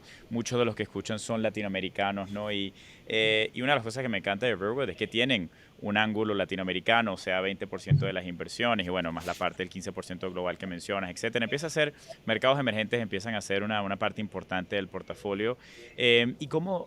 Pero cuando hablamos de empresas latinas, están buscando como, te creo completamente la globalización del talento, etcétera. Están buscando como que muy buenos equipos en Latinoamérica que tengan sí o sí una visión global o de venida a Estados Unidos, porque allí es donde está el higher GDP market, donde hay más dinero, donde se pueden armar más negocios y bueno, y el equipo lo puedes tener a un equipo de muy alto valor, bajo costo en Latinoamérica, o también ven a Latinoamérica como un mercado interesante de por sí, ¿no? Las puede dos haber un cosas, equipo Andrés. que esté en Latinoamérica vendiendo a Las Latinoamérica. dos cosas. Yo te diría que nuestra estrategia de inversión, te lo voy a hacer aburrido, pero para responderte. Estados Unidos, compañías americanas que venden en Estados Unidos. También la mayoría de nuestras compañías americanas que he invertido, que empezaron en Estados Unidos, tienen toda la venta en Estados Unidos. En promedio nosotros hemos invertido en 84 compañías. En promedio nuestras compañías crecieron 40% al año, por 15 años. 40% de crecimiento. Si vos ves mis compañías cuando yo empiezo y cuando vendo, yo empiezo en promedio, ponerle en 50 millones, promedio, 40 de revenue. Cuando vendo hoy están en más de 200. Ese es el crecimiento. Y cuando si empiezo en Estados Unidos, la gran mayoría, cuando estoy ya, la crecí a 200, tienen por ahí el 30 al 40% de las ventas en Europa, en Asia, en Latinoamérica. O sea que parte de mi estrategia de inversión y mi crecimiento viene de no solo crecer en Estados Unidos, sino que expandir en forma global las ventas. Después, cuando me mudo a Latinoamérica, es un poco parecido. Hago compañías locales en Latinoamérica, algunas que son multipaís. Las que son de un solo país son generalmente Brasil, pero si en Latinoamérica tengo muchas, la mayoría tienen en varios países, incluyendo Brasil, y tengo algunas que venden al mundo, ¿ok? Y luego cuando me voy a Europa y Asia, más allá de las que como mercados target de mis compañías, donde expando con revenues en las compañías americanas y latinoamericanas, a veces hago compañías de Europa o de Asia que empiezan ahí pero que pueden vender al mundo. Lo que no hago son las locales en Europa y en Asia. Nada más una cuestión de, si querés, táctica. No es que no haya oportunidad, hay oportunidad, pero tácticamente tengo que limitar cuáles son los lugares donde me priorizo. ¿Se entiende lo que digo o no? Sí, no, totalmente, Francisco. Y bueno, y volviendo entonces a la pregunta de ejemplificar con alguna historia de éxito de la que haya sido parte. Bueno, varias han salido a bolsa, sí. Mira, y todos en el ecosistema muy orgullosos de eso. Cuéntame alguna para ilustrar. A ver, si querés te cuento en cuanto a historias cortas, pero nosotros invertimos en el año 2000, fin del 2010 en GoPro, que la mencionaste antes. la compañía era 100% del founder. Nosotros nos convertimos en el primer y único inversor institucional de la compañía en esa época. Es más, invitamos un par de otros inversores, pero nosotros éramos como el inversor más grande y el que asumimos el partnership con el founder. Y la compañía creció me acuerdo en esa época, no sé, 50, 40 millones a de repente a $1.000 millones en revenue. Una forma increíble porque empezó todo el mundo a comprar la GoPro y a utilizar, si querés, GoPro como la forma de registrar tus experiencias, ¿no? Y después hicimos una IPO y después de la IPO nosotros, una vez que ya una compañía es pública y todo, empezamos a vender después de la IPO. Otro caso fue en esa época, invertimos en Globant, que vos la mencionaste. Globant, una compañía de 4 founders originalmente en Argentina. Era un sector que nos gustaba mucho a nosotros porque justo antes de Revero ya había invertido en el sector, una compañía en la India que le vendía a clientes americanos. Entonces dijimos, tenemos que encontrar una buena compañía en Latinoamérica que le venda al mundo, porque en servicios de tecnología está bueno tener más cerca a tu proveedor y además, viste, hay mucha afinidad cultural entre Latinoamérica y Estados Unidos. Entonces me fui. Y conseguiste a los Beatles argentinos de la programación, ¿no? Así que, ¿qué te hizo? ¿Por qué te pareció interesante ese equipo y cómo te conectaste con en ellos? esa época me acuerdo, me junté, ponele con, no sé, habrán sido 30 compañías, ¿ok? De Latinoamérica de servicios de desarrollo de software. Y Globant fue la única de todas las que me junté que tenía todos sus clientes fuera de Latinoamérica. Y que entré a la oficina, me acuerdo cuando fui a Buenos Aires, y tenían los relojes de todo el mundo. Y era como que te metías en una compañía, me sentía como, dije, bueno, acá estoy como en California. Fue la única. Todas las otras tenían una mezcla, o solo en Brasil, o solo en Argentina, una mezcla, pero esta era, los founders se anticiparon mucho a esta idea de los grandes clientes están en Londres, están en New York, están en California, focalicémonos ahí 100%. Y creo que eso les dio una gran ventaja. Y por eso la verdad que decidimos invertir en ellos y bueno, me sumé al directorio y invertí y todavía sigo en el directorio, hay una relación muy cercana con los founders y la verdad que es una gran compañía que ha escalado mucho más de lo que nosotros nos hubiésemos imaginado. Hicimos el IPO en el año 2014, o sea, llevamos 11 años de compañía pública. Luego te diría otro ejemplo interesante de Turquía, por ejemplo, una compañía que se llama Insider, empezada por unos founders amigos, increíble visión, ganas, intensidad y bueno, armaron este software de marketing, de cómo hacer automatización de marketing en forma más avanzada, cómo automatizar la forma en que vos generás una experiencia personalizada para los clientes, ¿no? Si vas a un website, ¿cómo hago para que el website te muestre lo que vos te gusta, lo que a vos te va a gustar para incrementar el conversion? ¿Cómo te mando un WhatsApp o un mensaje customizado? Toda una plataforma de marketing automation para compañías grandes, para clientes grandes.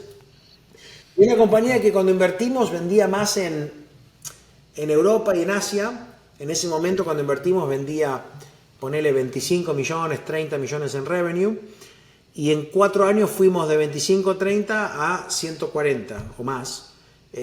Crecimiento de software increíble, global. O sea, fuimos y expandimos en Estados Unidos, en Latinoamérica. La verdad que un equipo espectacular. La compañía acaba de anunciar una transacción hace unos meses a más de 1.5 billion de evaluación. La verdad que impresionante, es una compañía privada, pero un gran equipo. Otro ejemplo, bueno, Vitex, que vos la mencionaste. Vitex, una compañía que invertimos en el año 2015. Vitex empezó en Río de Janeiro, 2 founders. Una compañía que empezó antes, bastante antes, y fueron, si querés, aprendiendo de lo que es e-commerce.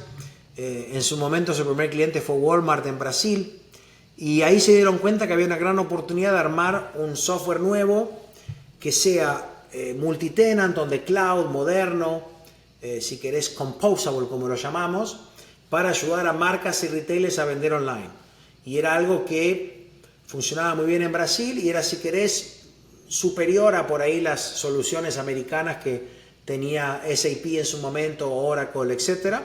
Creció mucho, empezó a crecer en Brasil. Nosotros invertimos en el 2015. Al principio éramos los founders, Mariano y Geraldo y yo en el board, éramos 3 y ese era el equipo. Después tenía un equipo de management muy bueno. crecimos por muchos años, muy bien, muy sólido, expandimos fuera de Brasil, fuimos a México, Colombia, a ver todos los países de Latinoamérica, y en un momento también nos expandimos a Estados Unidos y Europa. Nos dimos cuenta que era una oportunidad global, que teníamos una oportunidad de vender nuestro software también a clientes globales. Veíamos que nuestro software era muy atractivo, funcionaba bien, se comparaba bien con las soluciones globales. Fuimos por ese camino, trajimos unos nuevos inversores para invertir más en el 2019, creo que fue 2020. Después hicimos el IPO en el 21, y bueno, y ahora es una compañía pública, y creció bastante. Fue de unos, no sé, en su momento cuando invertí facturaba ponerle 10 millones y ahora estamos en 200 y pico en dólares de facturación. Una compañía muy linda, además un caso muy interesante. Globant fue uno de los primeros casos, no el primero, de una compañía tecnológica latinoamericana que se convierte en jugador global, ¿no? Respetado globalmente en su industria. Yo te diría que Vitex fue de los primeros de armar una compañía de producto de software de Brasil y ahora también ser un player global, también respetado globalmente, y creo que ese tipo de casos es muy interesante. Bueno, o sea, a mí me encantan. No, espectacular, Francisco. Talento latinoamericano, ¿no? Con impacto global. Claro que sí. Claro que sí, y eso creo que es una fuente de orgullo para todos los latinos que estamos involucrados en el ecosistema de tecnología de la región, ver esas historias, recuerdo los videos cuando estabas ahí que estaban saliendo a bolsa con Vitex. Yo creo que todos nos emocionamos mucho, ¿no?, de vivir ese éxito que estaban teniendo.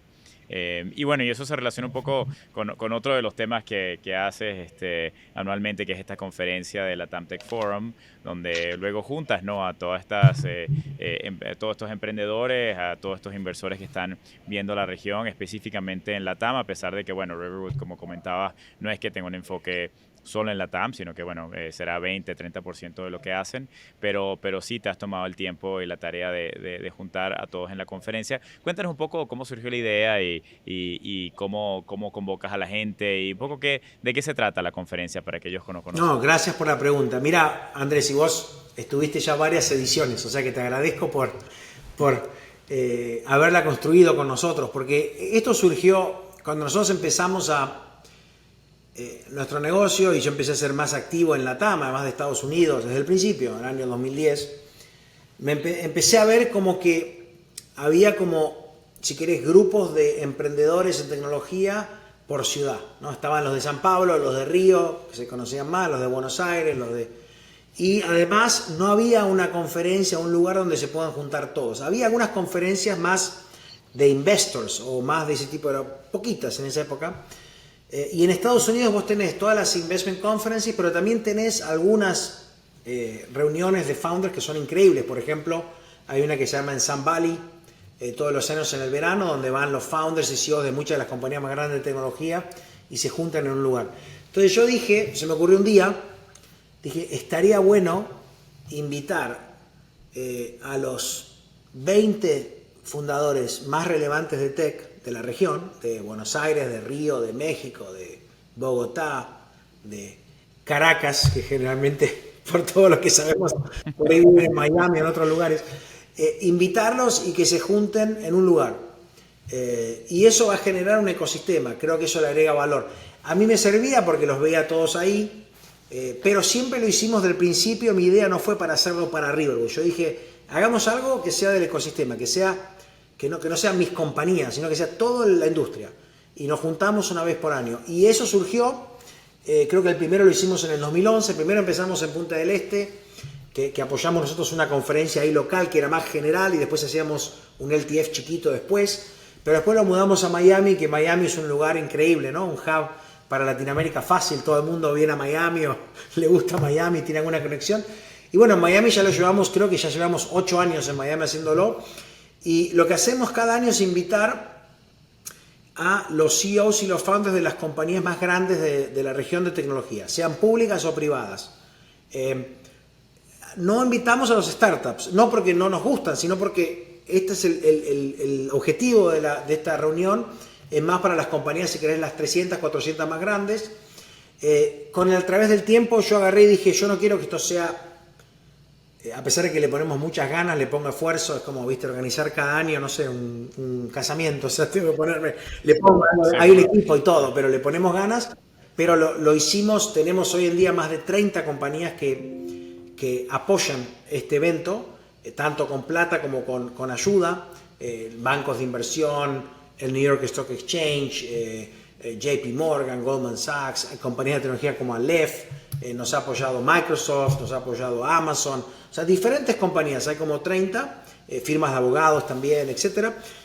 Y cada año invitamos a esos líderes a que se junten en una cena y luego en un día entero de colaboración para que se conozcan, para que generen trust, confianza, y el objetivo es ese, que después de eso se generen oportunidades de hacer cosas juntos. Yo creo que en tecnología hay mucho de competencia, pero también hay mucho de colaboración.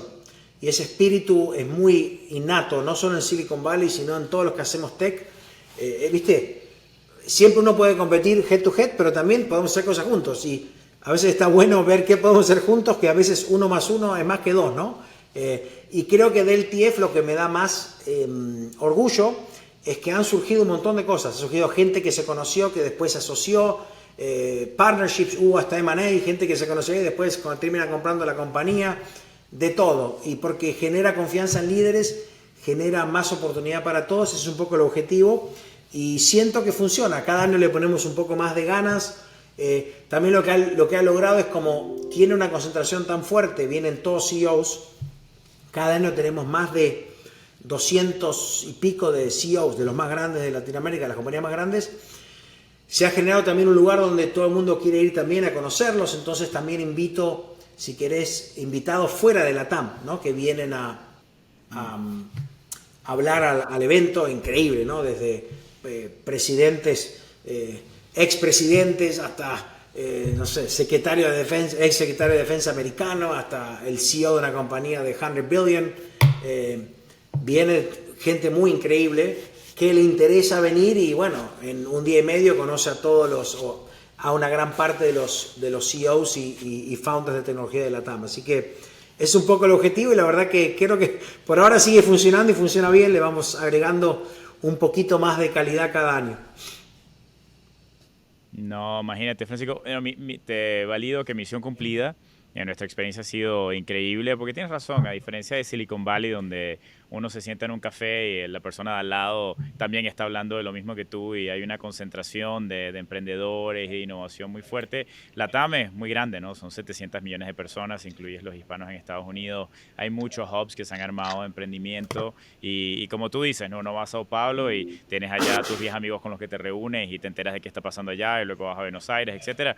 Pero tener todo eso no disperso, sino en un solo lugar, una vez al año, es muy eficiente, ¿no? Porque uno puede, mis días en LTF son de 20 cafés, ¿no? Uno termina totalmente descafeinado, pero te pones al día con todo el mundo en 24 horas, 36 horas. Inclusive nosotros, por ejemplo, hicimos algo que nunca se pudiese hacer, que es, mira, juntar a todos los fundadores de EdTech para un desayuno. Les invitamos a todos los años y en un solo desayuno hablo con las 12 personas que tengo que hablar y me pongo al día con cada una, compartimos mejores experiencias y eso pasa totalmente fuera de la agenda, ¿no? Y como eso, te cuento que, por ejemplo, me invitaron a hablar la semana antepasada a Startup Venezuela, que están timeando, era un evento que pasaba, el único evento de emprendimiento en Venezuela que se hacía en Caracas, pero era muy difícil la convocatoria, lo están haciendo ahora por primera vez en Miami, y lo timearon el día antes del TF, para que pues ya estuviesen las personas indicadas, ¿no? Allí para poder ir y voy a estar compartiendo, hablando allá. Entonces como que esa conferencia crea ecosistema y crea mucho valor, así que gracias por seguir haciéndola, que es demasiado valioso. Gracias a vos, me pone feliz lo que me contás. Mira, y ya pasando, Francisco, a la etapa ya final de la entrevista, entrando a temas ya un poquito más personales, 2 o 3 preguntas más que me encantaría que compartieras, ¿no? Bueno, mira, la primera es ese balancing act que seguramente haces. Dijiste que habías tenido más de 80 inversiones, 84 compañías que has invertido, comentaste que estás en la junta de muchas compañías. Escuchándote, te siento la pasión, por ejemplo, de Vitex, de cómo estabas en la junta, eras casi parte del management team ayudando a construir la empresa. Eso todo toma tiempo, ¿no? Organizar este casamiento anual toma tiempo. ¿Qué hace con el TF? Como al mismo tiempo, por ejemplo, sé que te sigo en redes, creo que nos seguimos y veo que siempre estás compartiendo mucho con tus hijos, con tu esposa y logras balancear eso muy bien, ¿no? ¿Cuál es tu fórmula? ¿Cómo haces y tu filosofía para poder priorizar a tu familia y al mismo tiempo dedicarle ese número de horas tan tan ilimitado, ¿no? Que veo que le dedicas a tu negocio y qué consejo, ¿no? Tienes para el que está No sé. tratando de La organizarse, verdad ¿no? que no, te digo Sí. sinceramente, no me siento con la autoridad moral como para dar consejos de vida. Hago lo que puedo, hago lo que siento que es lo correcto. Obviamente soy una persona así que muy familiar, viene de mis valores. También mi mujer Lucila es muy familiar, o sea que me encanta viajar, pasar tiempo con mi familia, con mis chicos. Las redes también a veces engañan, ¿no? Porque muestran los momentos de lindos, ¿no? Pero bueno, eso lo comparto con mis amigos, que vos estás dentro de ese grupo de amigos míos. Pero mira, yo creo que, Andrés, hago lo que puedo, trato de balancearlo. En mi trabajo yo soy un apasionado, o sea, trabajo, amo lo que hago, me encanta mi trabajo. Estoy todo el tiempo trabajando. No es que no trabajo y no estoy todo el tiempo, yo estoy en un viaje con mi familia. Es más, cada vez que viajo a algún lugar, a veces, siempre, casi siempre, hago una reunión de trabajo en ese viaje y mi familia lo entiende y trato de mezclar. Es como que mi vida personal se mezcla mucho con mi vida de trabajo, esa es la verdad. Y parte es porque Y por cierto, y creo que Reed Hastings es el que dice esto, que él no, he doesn't compartmentalize, ¿no? O sea, él no está armando compartimientos, uno familia, otro trabajo, sino que él cree en work-life integration, ¿no? Que es como que integra las cosas, ¿no? Va a unas vacaciones y aprovecha de reunirse, como tú dices, tiene 2 o 3 reuniones y de la misma manera va a un viaje de negocios, pero se lleva a su esposa, a sus hijos y también eso disfruta, es lo ¿no? que Creo hago. que quizás ese es más el modelo que te veo Sí, viviendo, ¿no? ese es mi modelo. Obviamente trato de... yo creo que lo que hago es un modelo exactamente como lo que vos describís, donde mi trabajo está presente cada día, yo me levanto, miro mis emails, voy al gimnasio, vuelvo, miro WhatsApp, lo que sea, mis chicos, o sea, todo el tiempo está mezclado, en mis viajes también lo mezclo, o sea que es un trabajo, y además mis chicos entienden mucho, traigo a mis hijos a mi oficina cada tanto, les comparto, no es un mundo que no entienden, les muestro lo que hago, también mi mujer, porque trato de hacerlo como algo natural y está muy integrado. Sí trato de trabajar, no con de encontrar momentos donde digo, bueno, me desconecto, ¿no? Si hay que encontrar momentos donde uno se desconecta, creo que en eso, por ahí son momentos cortos que me desconecto, no me desconecto por mucho tiempo, pero sí encuentro momentos de desconexión. También lo incentivo a mis hijos, de que pues, ellos también usan electrónicos, están en su propio, si querés, mundo del colegio, de las cosas y todo. Sí trato de encontrar momentos de desconexión, trato de hacer actividades donde no voy con mis hijos a hacer algo totalmente desconectado, pero te diría que lo integro 100% para tratar de aprovechar cada minuto y el trabajo yo no lo siento como una carga, sino que lo siento como es algo que me encanta hacer. Bueno, yo creo que tienes esa gran suerte, creo, ¿no? De que lo que haces, que te genera para vivir, también es lo que disfrutas, te da propósito y creo que los que tienen esa suerte, creo que cuento con la misma suerte que yo también. Estoy siempre trabajando, pero la verdad es que no lo siento como trabajo. Yo no tengo esa barrera entre trabajar o no trabajar. Es como, esta es mi vida, ¿no? Es lo que hago, estoy disfrutando, estoy teniendo conversaciones interesantes, estoy pensando, creando. Es más, creo que si pensar en momentos de más ansiedad en mi vida, puede ser un día que no sé qué hacer, ¿no? Que no me despierte como que no tengo una agenda de que voy a ir a pensar o a hacer y probablemente en ese día surge una idea, ¿no? Porque es como que te tienes que ocupar la mente con algo interesante, así que te entiendo perfectamente. Y ya aterrizando el avión, Francisco, un par de preguntas acá, siguiendo la misma índole. Mira, si nos metiéramos en una máquina del tiempo, ¿no? Y con todo lo que has aprendido y volvieras a Francisco... poniendo su renuncia en KKR para comenzar esta nueva aventura que se llama Riverwood. ¿Qué consejo le darías al Francisco de esa época? Es una buena pregunta. Mira, yo te diría que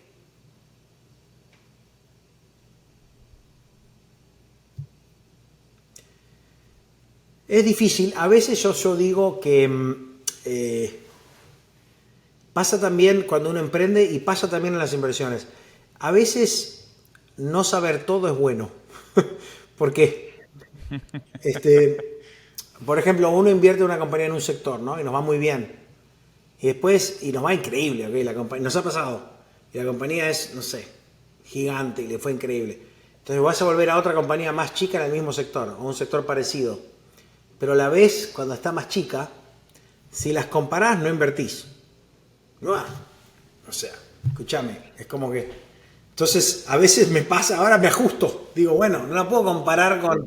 Claro. Entonces, que yo vuelva y le diga a ese Francisco todo lo que sé ahora, no sé si me hubiese convertido en el Francisco de ahora. Yo creo que, no sé, ¿viste? Le diría que mantenga su disciplina, que se mantenga honesto consigo mismo, con lo que piensa que está bien. Creo que eso también lo hice. Le diría que elija bien. Creo que aprendí mucho sobre... yo te diría las dos cosas por ahí que más me llevaría un poco para mí ese Francisco joven, y también se lo diría a cualquier CEO hoy, o emprendedor o mismo inversor. Y creo que es recurrente con lo que ya dije antes, pero me parece que es lo que más, si querés, aprendo. Una cosa es muy importante el tema humano. A quién vos elegís para trabajar, con quién, qué incentivos tiene, cómo te llevas, cómo armás confianza. Elegir bien tus equipos es todo. Contratar bien es todo. Si vos sos CEO, yo te diría que hasta que tengas 100 empleados, entrevistá a los 100. O sea, cómo formás el equipo realmente tiene un impacto fundamental. Las cosas van a cambiar, los planes van a cambiar, vas a aprender nuevas cosas, vas a pivotear. Lo importante es tener un equipo que es sólido y que está alineado y que tiene buenas intenciones y que trabaja bien en conjunto. Entonces la parte de elegir bien, si queréis a las personas adecuadas, a los socios correctos, etcétera, es una gran enseñanza a través del tiempo que vas aprendiendo, tanto para tu equipo como cuando yo invierto, ¿no? Es una parte muy importante. Te diría que lo segundo que también le diría es... a veces uno sabe las cosas y le cuesta tomar la decisión. Yo te diría, con el tiempo, a mí al principio me costaba más tomar decisión. Ya sabía lo que estaba pasando, recurrente, volvía, pero no tomaba la decisión. Y yo te diría que con el tiempo me di cuenta de que hay que tomar decisiones más rápido. Uno, cuando ya sabe algo, hay que ejecutar. No hay que quedarse en la parálisis de la decisión. Analizar, entender bien, darle la chance a las cosas, pero llega un momento que hay que ejecutar. Hay que move on, hay que darle velocidad a la ejecución, y eso es clave para armar un buen negocio, ¿no? Bueno, Francisco, estamos acá en el podcast de Éxito, así que tengo que hacerte la pregunta. Sé que me habías dicho que no tenías la respuesta o no le querías responder al principio del podcast, pero cuéntame, para Francisco hoy en día, ¿cómo defines tu éxito en tu vida personal? Mira, yo la verdad que es difícil la pregunta de éxito porque tiene muchas dimensiones, creo yo, y creo que es muy personal. Depende de cada uno un poco lo que uno quiere, lo que a uno le interesa. Yo te diría que en mi caso, realmente la forma en la que pienso es, obviamente pienso mucho en mi familia, en mis hijos, tanto mis padres como mis hermanos, mi familia extendida, mis hijos, eso es muy importante para mí. Obviamente pienso mucho en mi trabajo en cuanto a qué impacto yo tengo en lo que hago, lo que tiene mi empresa, las empresas con las que trabajo, me importa. Quiero ofrecer mejores servicios, cambiar el mundo, sentirme que estamos haciendo algo bien, que nos está yendo bien. Creo que el tema económico es más, lo miro más como que te da una chance de hacer más. O sea, si te va bien económicamente, también te da una habilidad para tener más impacto, para influenciar a otra gente, para tratar de cambiar cosas. Así es como me lo tomo, como lo pienso. Y al final del día yo creo que lo resumo un poco en el día a día. Creo que no digo que soy bueno en eso, pero trato de tener un impacto positivo en el otro.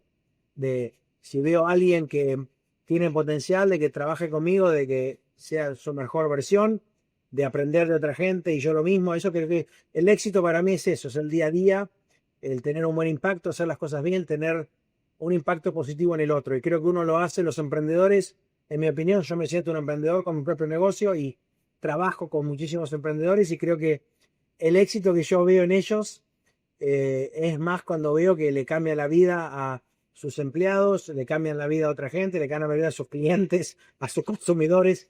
Creo que ese impacto es espectacular y yo me siento un privilegiado de trabajar en una industria en donde estamos todo el mundo viendo, todo el tiempo viendo esas cosas, ¿no? Cómo estas compañías cambian el futuro de mucha gente y también hacen cosas que son históricas, ¿no? Así que es un poco como, te di una pregunta, una respuesta larga, pero es un poco como definiría como yo siento el éxito.